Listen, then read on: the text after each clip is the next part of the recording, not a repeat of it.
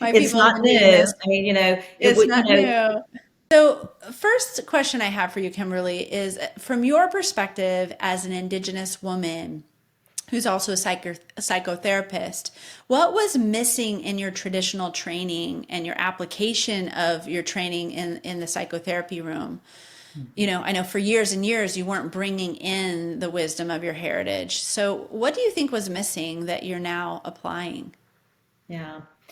So, yeah, there wasn't a lot of indigenous people really in the psychotherapy arena when I was doing my training. So, I was looking for someone just to give me that lens. I knew it as an indigenous person, but it would have been nice to have a professor to really kind of talk more about some of those ancient healing ways that indigenous people were practicing thousands of years ago.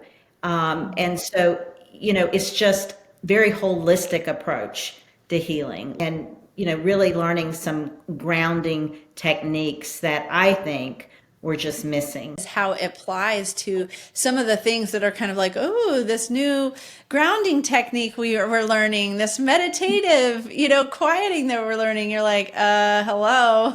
Yeah, My it's people have not been doing new. this. I mean, it It's would, not new.